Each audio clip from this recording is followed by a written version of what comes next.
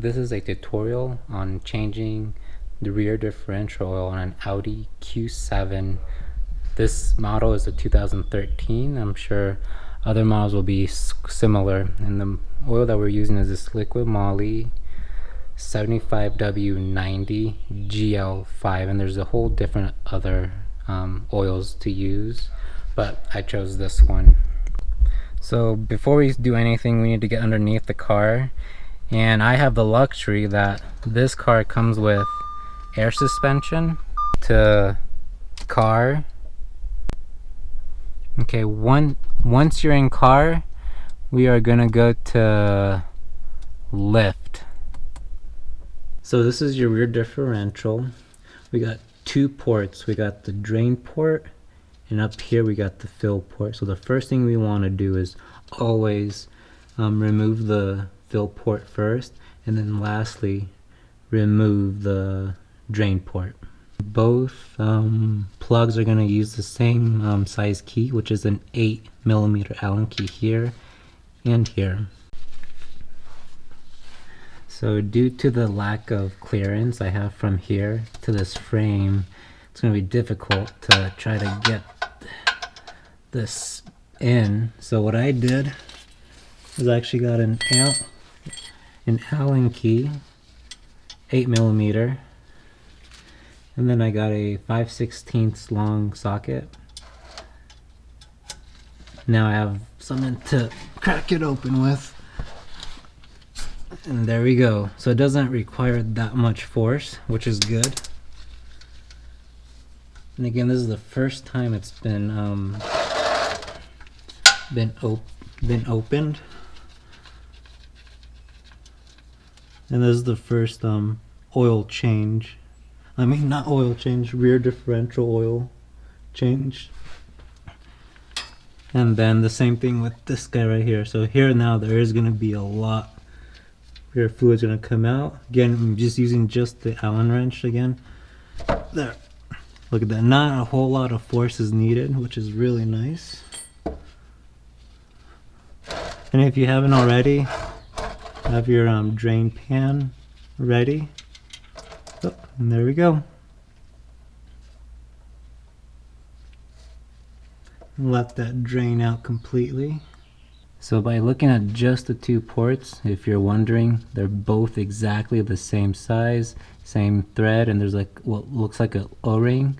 So these are going to be reused. There's no need to change these out unless if you somehow accidentally rip the O-ring or if you lose it. So these are the two same exact size, length, thread size. So if you get confused, not a big deal which way it goes, but in this case, I'm just going to keep it the same. This is my fill port, and this is going to go to my drain port. Alright, now that it looks like it stopped what looks like all the oils come out, let's go ahead and just clean that up real quick. And then I'm going to clean the thread. I'm going to put everything back together now.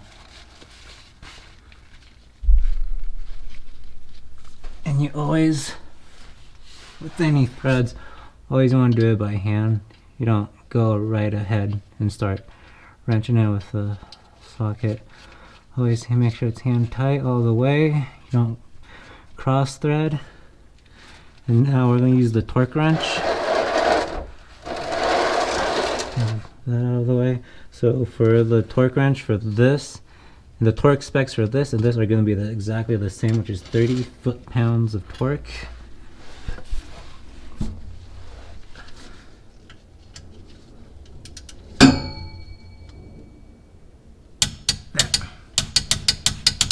There we go, that's 30. Alright, so the next step, and just make sure you clean it. Now the next step is, because I'm using the air ride suspension to lift the vehicle, I'm already pretty sure that the car is leveled already, and I'm already on level ground. But if you're using jack stands or something else, just make sure that the car is leveled, because the next part we're going to have to fill this up. So the amount of oil that's needed to fill in the rear differential is about 1.3 liters, and each bottle that I got is 1 liter, so I went ahead and got 2. Liters I'll have extra, which is good. Not a bad thing to always have extra. And to fill it back in, there's several ways on how to do it, but the way that I have is I'm going to use this pump that I got from Amazon, and then I'm just going to go in here, and then this is going to go into that fill port.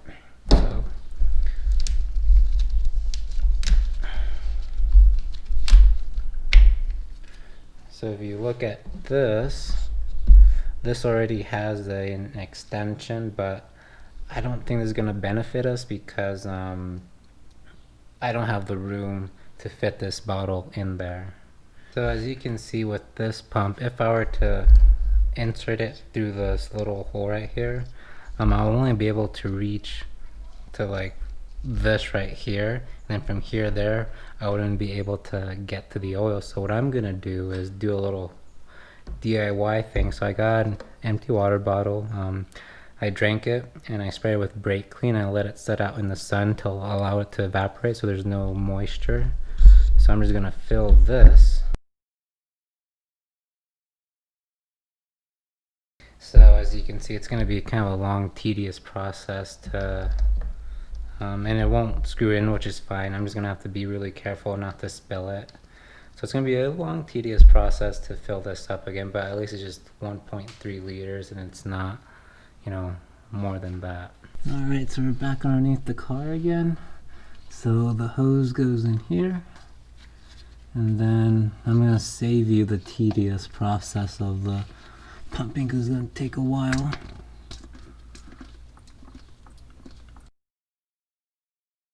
And again, you want to fill up until it starts coming out right here.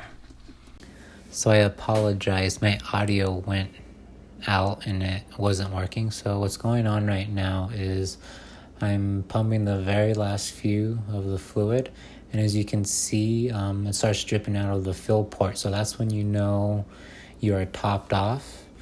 And the next thing you're gonna have to do is remove the hose, and then we're gonna insert our fill port plug. Make sure you clean all the threads out, make sure there's no rocks or chips or anything, and as always hand tighten it. You don't want to start torquing down on it because you don't want to cross thread. That's the last thing you want to do when you're almost done, you cross thread. So just hand tighten it. Since I can't fit the torque wrench inside to torque the fill port, but if you are able to, by all means use the torque wrench. Again, if it's going to be 30 foot-pounds torque, and I'm just going to use the Allen key and tighten it by hand all the way until it feels really nice and snug.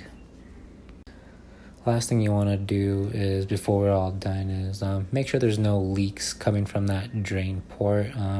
I waited like about 10 minutes just to make sure there's no leaks, and so when I came back after 10 minutes there was no leaks, which is a good thing. And thank you for watching on how to change the rear differential oil on a 2013 Audi Q7.